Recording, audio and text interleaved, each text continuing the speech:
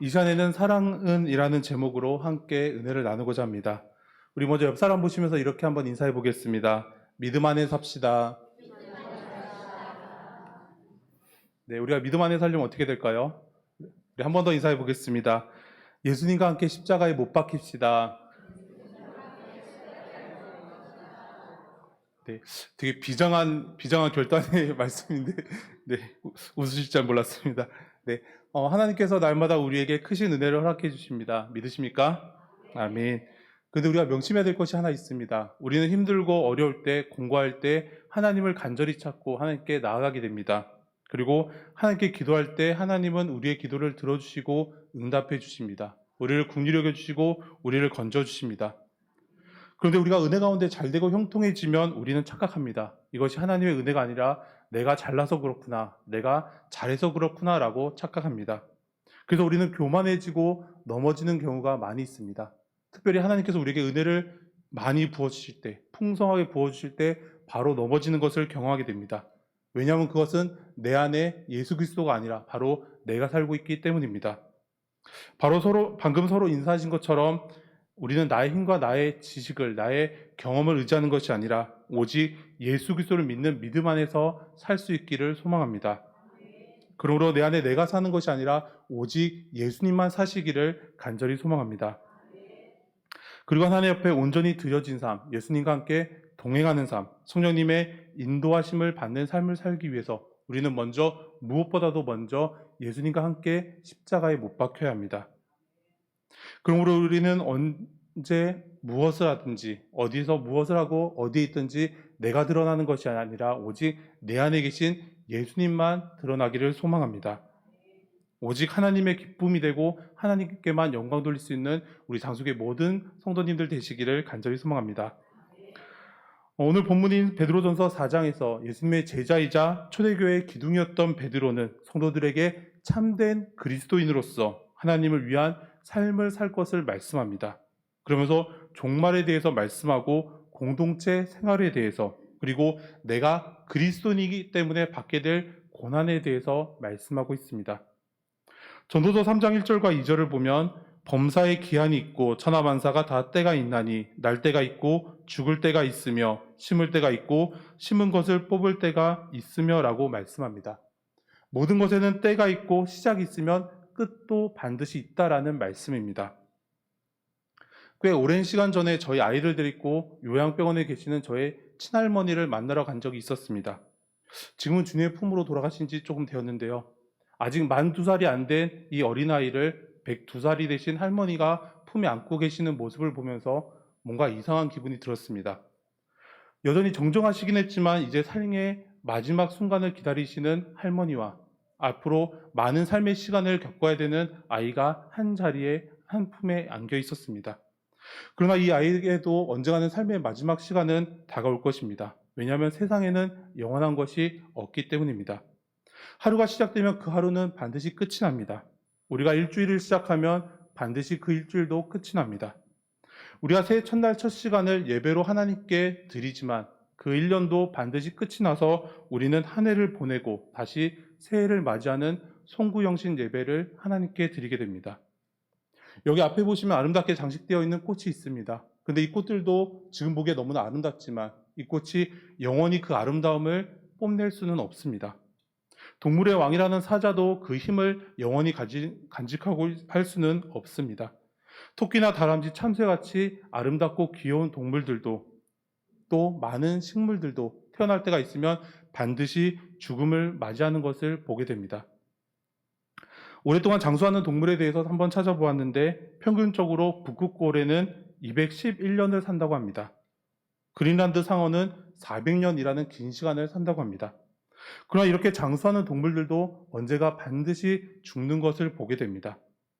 2007년에는 영국의 학자들이 아이슬란드의 깊은 바다에서 무려 507년이 된 대양 백합이라는 조개를 발견했다라고 합니다. 이 조개는 1500년에 태어난 조개입니다. 1500년이라니까 별로 실감이 안 되시죠? 임진왜란이 1592년에 1월 9일에 일어났습니다. 임진왜란보다 92년, 무려 100년 먼저 태어난 것이 그 대양 백합이라는 조개였습니다. 1500년에 태어나서 507년이라는 긴 시간을 살아온 세상에서 가장 나이가 많은 생물이었습니다. 그런데 이 조개가 그 후로 몇 년이나 더 살았는지 아십니까? 2007년이었으니까 지금까지 살았으면은 한 26년을 더 살았겠죠. 학자들이 이 조개를 연구하기 위해서 조개 입을 열었다고 합니다. 근데 조개가 입을 앙 다물고 있으니까 조개 입을 힘을 가해서 억지로 입을 열었다고 합니다. 그리고 그 순간이 바로 이 조개의 마지막이었습니다. 무려 507년이라는 긴 시간을 살아온 그 조개의 마지막이 너무나 비참하고 한순간에 끝이 나는 그런 모습들을 볼 수 있습니다. 이와 같은 이야기들을 통해서 우리는 모든 것은 영원한 것이 없다라는 것을 알게 됩니다. 모든 것이 시작이 있고 반드시 끝이 있다라는 것을 알게 됩니다. 오늘 본문의 시작인 4장 7절의 초반부를 보면 만물의 마지막이 가까이 왔으니라고 말씀합니다. 이 말씀을 공동 번역으로 보면 세상의 종말이 가까이 왔다라고 말씀합니다. 만물의 마지막이라는 것과 세상의 종말이라는 것은 같은 이야기입니다. 다시 말해서 말세다라고 이야기할 수도 있습니다. 그런데 이와 같은 마지막은 앞에서 말씀드렸던 한 사람이나 한 동물, 한 식물과 같은 개별적이고 개인적인 종말이 아닙니다. 모든 만물들이, 모든 피조물들이 동시에 끝나는 것이 바로 오늘 본문에서 말씀하고 있는 마지막입니다. 그리고 그 모든 것이 동시에 끝나는 그 순간이 이제 가까이 왔다라고 말씀합니다. 모든 것이 동시에 끝나는 그 날은 바로 우리 주님께서 다시 오시는 그날입니다. 그런데 아무도 그날과 그 시간을 알 수는 없다라고 말씀합니다. 오직 하나님만이 그날과 그 시간을 아신다라고 성경은 우리에게 말씀해주고 있습니다. 우리는 그날이 언제인지는 알 수 없지만 그날이 매우 가까이 왔다라는 것은 알 수 있습니다. 우리는 말세의 징조인 가뭄과 홍수 그리고 지진과 같은 자연재해들이 일어나는 것을 보게 됩니다. 지난주에는 북아프리카의 모로코라는 나라에서 지진이 일어나서 수천 명의 사람들이 죽음을 당하는 모습을 보았습니다. 또 며칠 사이에 인접 국가인 리비아에서 대홍수가 일어나서 지금 10,000명이 넘는다라고 이야기하는데 수많은 사람들이 목숨을 잃게 되는 너무나 안타까운 모습들을 보게 됩니다. 그리고 작년 2월부터 시작된 우크라이나와 러시아의 전쟁은 여전히 끝이지 않고 계속해서 이어집니다. 지금도 세계 곳곳에서 전쟁과 테러가 일어나고 있고 거짓 교사들인 이단이 나타나서 사람들을 미혹하고 있습니다. 가정들이 깨어지고 사랑이 식어지고 도덕적으로, 경제적으로, 정치적으로 모든 것들이 혼란해지고 혼돈 가운데 있는 모습들을 보게 됩니다. 디모데후서 3장 1절에서 5절을 보면 마지막 때에 대해서 이렇게 말씀합니다. 우리 영상을 통해서 디모데후서 3장 1절에서 5절 말씀 함께 한 목소리 읽겠습니다. 시작. 너는 이것을 알라. 말세에 고통하는 때가 이르러 사람들이 자기를 사랑하며 돈을 사랑하며 자랑하며 교만하며 비방하며 부모를 거역하며 감사하지 아니하며 거룩하지 아니하며 무정하며 원통함을 풀지 아니하며 모함하며 절제하지 못하며 사나우며 선한 것을 좋아하지 아니하며 배신하며 조급하며 자만하며 쾌락을 사랑하기를 하나님 사랑하는 것보다 더하며 경건의 모양은 있으나 경건의 능력은 부인하니 이 같은 자들에게서 내가 돌아서라. 아멘. 이것이 바로 말세의 모습이고 오늘날을 살아가는 우리의 모습입니다. 그러므로 우리는 말세에 대한 종말에 대한 신앙을 가지고 정신을 바짝 차리고 근신하며 깨어서 기도해야 한다라고 말씀합니다. 덴마크의 실존주의 철학자이자 신학자인 케이르케고르는 종말에 대해서 이런 비유를 들어서 설명하고 있습니다. 관객들이 꽉 들어차서 초만원이 된 극장의 뒤편에서 커다란 불이 나게 되었습니다. 그러나 관객들은 이 연극이 너무나 재미있어서 불이 난 사실조차 알지 못하고 연극에 집중해 있습니다. 그런데 극장에 불이 났다라는 사실을 알게 된 극장 주인은 생각합니다. 만약에 지금 내가 불이야 라고 소리를 지른다면 관객들이 깜짝 놀라서 모두 다 일어나서 도망치려고 하고 우왕좌왕하다가 서로가 서로를 밟고 아무도 도망가지 못하고 죽을지도 모르겠다라는 생각을 하게 됩니다. 그래서 주인은 극장에서 가장 인기가 있는 배우를 불러서 상황을 설명하고 사람들에게 천천히 대피할 것을 요청하는 이야기를 합니다. 이제 배우가 무대에 나와서 이렇게 이야기합니다. 여러분 불이 났습니다. 여러분들 이제 차례차례로 일어나서 바깥으로 나가 주시기 바랍니다. 라고 이야기합니다. 관객들이 어떻게 했을까요? 아, 저 배우 참 연기 잘한다 라고 생각하고 큰 소리로 박수를 치며 환호를 보냈습니다. 그런데 그 사이에 불은 점점 더 거세지기 시작합니다. 그러자 이 배우는 마음이 너무나 급해서 발을 동동 구리면서 큰 소리로 외칩니다. 여러분 정말 불이 났습니다. 큰일 났습니다. 피난처는 이쪽과 이쪽에 있습니다. 여러분 한 분씩 한 분씩 일어나서 천천히 대피하십시오. 그런데 관객들이 어떻게 했을까요? 아, 저 사람 진짜 연기 잘한다고 생각하고 더 큰 소리로 박수를 치면서 손뼉을 쳤다라고 합니다. 한 사람도 대피하지 않게 되었습니다. 그런 사이에 불은 더욱더 커져갖고 이제 연기가 가득 차고 극장의 지붕이 무너지기 시작합니다. 이제서야 배우의 말이 사실이었구나라는 사실을 알게 된 사람들은 서로 먼저 나가려고 발버둥치고 서로를 밀치다가 아주 많은 희생을 당하게 되었다라고 이야기합니다. 이와 마찬가지로 성경은 계속해서 마지막 날에 대해서 경고를 하고 있습니다. 그러나 수많은 사람들이 이 종말의 경고를 계속해서 무시했던 모습들을 보게 됩니다. 계속해서 종말에 대한 경고를 무시하고 내가 하나님의 말씀대로 살기보다는 나의 만족을 위해서, 나의 유익을 위해서 살았던 어리석은 모습들을 보게 됩니다. 노아의 홍수 때 사람들은 노아의 말을 듣지 않았습니다. 노아가 산 위에 방주를 짓는다고 그를 오히려 비난하고 조롱하고 무시했습니다. 소돔과 고모라에서 롯의 친구들은 롯을 조롱하고 그의 말을 듣지 않았습니다. 그 결과로 그들은 모두 멸망당하는, 모두 죽임을 당하는 모습을 볼 수 있습니다. 그러나 우리가 분명히 알아야 될 것은 성경에 기록된 말씀들은 반드시 이루어진다라는 것입니다. 이제 모든 것의 마지막 시간이 가까이 다가왔다라는 것입니다. 이 마지막 날은 예수님을 알지 못하는 사람들에게는 두려운 심판의 멸망의 날입니다. 그러나 예수님을 구주로 영접하는 우리에게는 소망의 날이고 구원의 날이 된다라고 말씀해주고 있습니다. 제가 국민학교 5학년이었던 1992년에 우리나라를 아주 커다랗게 혼란에 빠뜨렸던 사건이 있었습니다. 혹시 무슨 사건인지 기억하십니까? 1992년에 다미성교회 이장님이라는 사람이 10월 28일에 예수님께서 다시 내려오시는 휴거가 일어난다라고 이야기했었습니다. 10월 28일이 되자 거짓된 주장에 미혹되어 있던 사람들이 이 다미성교회에 모여서 예배를 드리고 그러면서 예수님께서 다시 오실 날을 기다리고 있었습니다. 또한 어떤 방송사는 그것을 생중계하는 해프닝이 벌어지게 되었습니다. 여러분들 그 시간에 무엇하고 계셨습니까?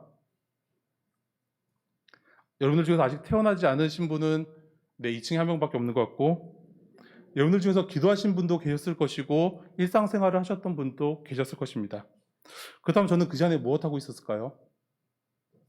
네, 여러분이 믿지 않으시겠지만 당시에 착한 아이였던 저는 일찍 잠자리에 들어서 편안하게 잠을 잤습니다. 왜냐하면 그들이 말하는 것이 거짓말이다라는 것을 너무나 분명하게 알고 있었기 때문입니다. 마태복음 24장 36절을 보면 그러나 그날과 그때는 아무도 모르나니 하늘의 천사도 아들도 모르고 오직 아버지만 아시느니라 라고 말씀합니다. 예수님조차 모른다라고 말씀합니다. 오직 하나님만 아시는 그날과 그 시간을 우리는 결코 절대로 알 수가 없다라는 말씀입니다. 그런데 우리는 그날이 언제인지는 알 수 없지만 그날이 매우 가까이 왔다라는 사실은 너무나 잘 알고 있습니다. 그렇다면 모든 것의 마지막이 가까운 이때 우리는 무엇을 해야겠습니까?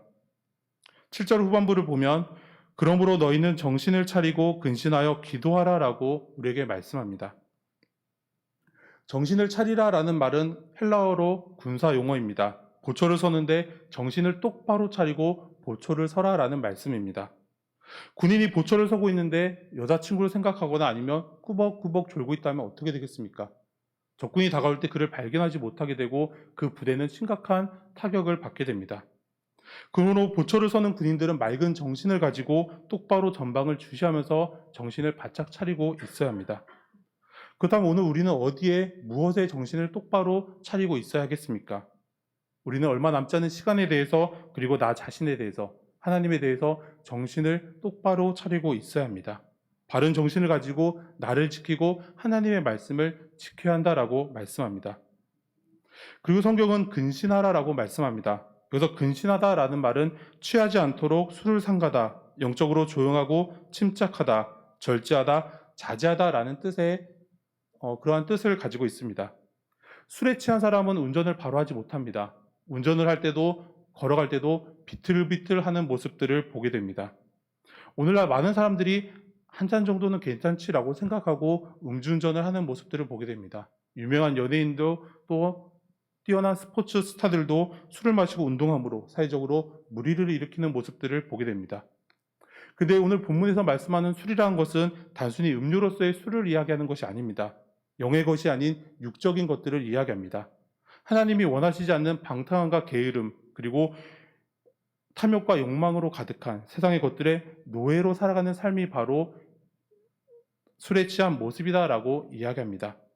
그러나 성경은 근신하고 깨어 있어서 기도하라라고 우리에게 말씀합니다. 왜냐하면 마귀가 우는 사자처럼 산길자를 찾아서 두루 다니고 있기 때문입니다. 마태복음 25장을 보면 우리가 잘 알고 있는 말씀이 기록되어 있습니다. 바로 열처녀의 비유입니다.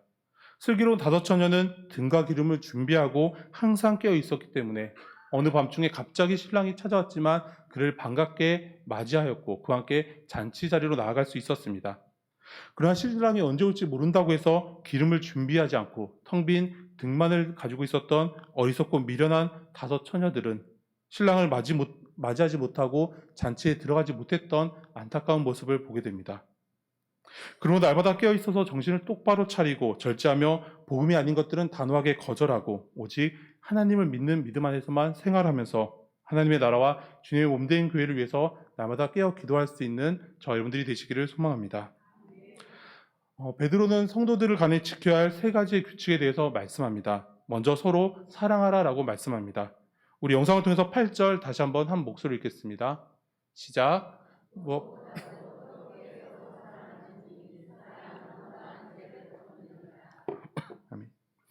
사람들은 누구나 사랑한다라는 말을 듣고 싶어하고 자기가 좋아하는 사람에게 사랑해라고 고백하기를 원합니다. 세상 대부분의 사람들은 나에게 잘해주는 사람을 좋아합니다. 또 나에게 사랑하는 사람을 더욱더 사랑하기를 원합니다. 그것이 매우 당연한 것이고 합리적인 것이다라고 이야기합니다. 그러나 예수님은 하나님의 자녀인 우리들이 나를 미워하고 나를 힘들게 하는 사람, 나의 원수까지도 사랑해야 한다라고 말씀해 주십니다.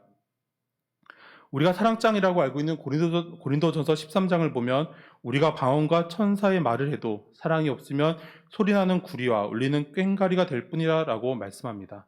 그리고 우리에게 예언하는 능력이 있고 산을 옮길 만한 믿음이 있을지라도 우리에게 사랑이 없다면 그것은 아무것도 아니다라고 말씀합니다. 이처럼 우리에게 가장 필요한 것은 서로를 뜨겁게 사랑하는 마음입니다. 그리고 다른 사람들의 허물을 감춰주는 것입니다. 이것은 다른 사람들의 죄와 허물을 볼 때 그냥 모른 척 하라는 것이 아닙니다. 남의 허물에 대해서 다른 사람들에게 크게 이야기하지 말라라는 것입니다. 그것을 드러내고 밝히기 전에 먼저 그 사람을 위해서 기도하라라는 말씀입니다. 어느 날 많은 사람들 앞에서 하나님의 나라를 가르치던 예수님 앞에 수많은 무리들이 몰려옵니다. 또 그들 가운데는 두려움에 떨고 있었던 한 여인이 있었습니다. 이 여인은 간음하다가 현장에서 잡힌 여인입니다. 사람들은 살기 등등한 모습으로 예수님께 나와서 이 여인을 돌로 칠까요 말까요? 라고 예수님께 질문합니다. 만약에 예수님께서 돌로 치라라고 대답하시면 그동안 예수님께서 가르쳐 오셨던 모든 것들이 거짓이다라는 것입니다. 예수님은 지금까지 하나님의 사랑을 말씀하시고 용서를 말씀하셨기 때문입니다. 그런데 만약에 예수님께서 그들에게 그 여인을 용서해 주라라고 말씀하신다면 예수님은 모세의 율법을 어기시게 되는 것입니다. 그들은 어떻게 해서든지 예수님을 넘어뜨리고 예수님을 무너뜨리려고 하는 너무나 발버둥치고 애쓰는 모습들을 볼 수 있습니다. 이때 예수님은 땅에 무언가를 쓰시고 일어나셔서 사람들에게 이렇게 말씀하십니다. 누구든지 죄 없는 자가 먼저 돌로 치라라고 말씀하십니다. 그자 손에 돌을 들고 살기 등등하게 있었던 사람들이 슬그머니 돌을 내려놓고 한 사람, 두 사람 그 자리를 떠나게 됩니다. 이제 예수님과 그 여인 둘만 남자 예수님이 여인에게 이렇게 말씀하십니다. 나도 너를 정죄하지 아니하노니 다시는 죄를 짓지 말라라고 말씀하십니다. 이후에 여인의 행적에 대해서는 우리가 알 수 없습니다. 하지만 우리가 추측하건대 예수님께 용서를 받은 이 여인이 아마도 다시는 죄를 짓지 않고 아이들의 어머니로 남편의 아내로 충실한 삶을 살았을 것이다라고 생각해 볼 수 있습니다. 또한 하나님의 예수님의 크신 은혜를 사랑을 입은 사람으로서 그의 남은 여생 동안 하나님을 복음을 증거하는 예수님의 제자의 삶을 살지 않았을까라고 생각해 볼 수 있습니다. 이처럼 용서는 한 사람의 삶을 변화시키고 그가 새 사람이 되도록 도와주는 역할을 하는 것입니다.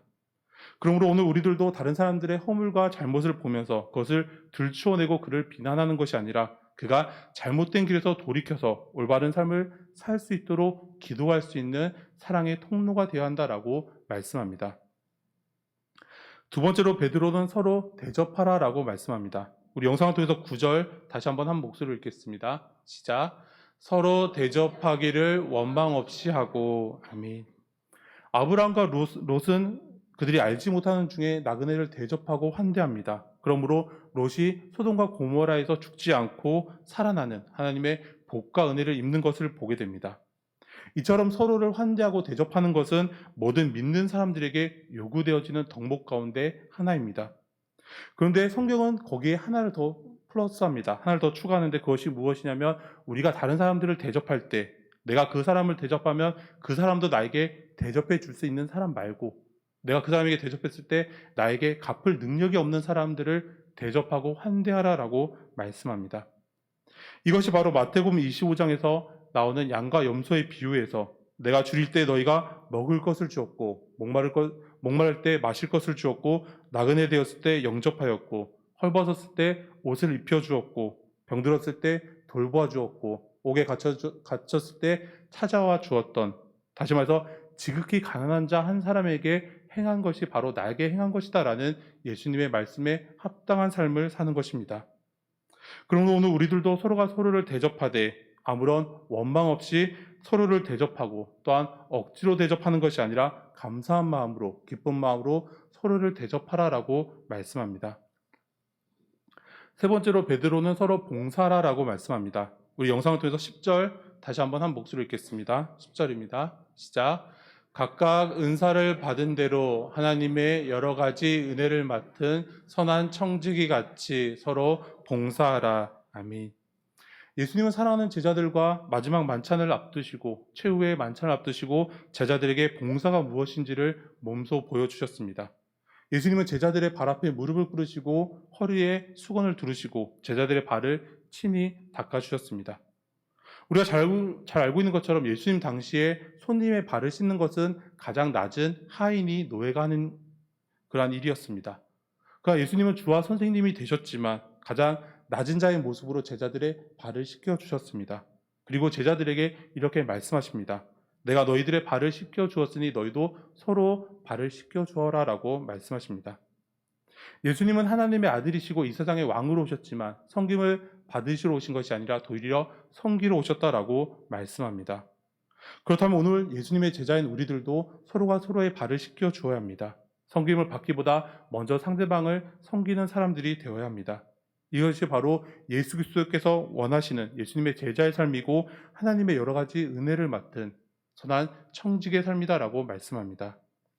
사랑하는 성도 여러분, 오늘 우리는 비록 그 날과 그 시간을 알 수 없습니다. 하지만 이제 만물의 마지막이 가까이 왔다라는 것을 알고 있습니다.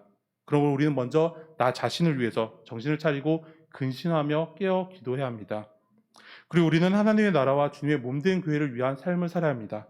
11절 후반부를 보면 이는 범사의 예수 그리스도로 말미암아 하나님의 영광을 받으시게 하려 함이니 그에게 영광과 권능이 세세에 무궁하도록 있느니라라고 말씀합니다. 우리는 오직 하나님의 영광을 위한 삶을 살아가는 사람들이 되어야 한다라고 말씀합니다. 그리고 이것을 위해서 서로 뜨겁게 사랑하고 원망 없이 서로 대접하고 은사를 받은 대로 서로 봉사하라라고 말씀합니다. 오늘 저와 여러분들 가운데 그리고 주님의 몸된 교회 공동체 가운데 서로를 향한 사랑이 더욱더 뜨겁게 타오를 수 있기를 원합니다. 그리고 아직 예수 그리스도의 복음을 알지 못하는 우리 이웃들과 가족들에게 예수 그리스도의 복음을 전하는 축복의 통로, 사랑의 통로가 되기를 원합니다. 그러므로 오직 하나님께서 기뻐하시고 영광을 받으시는 우리 장수교회 모든 성도님들 되시기를 간절히 소망합니다. 우리 함께 기도드리겠습니다.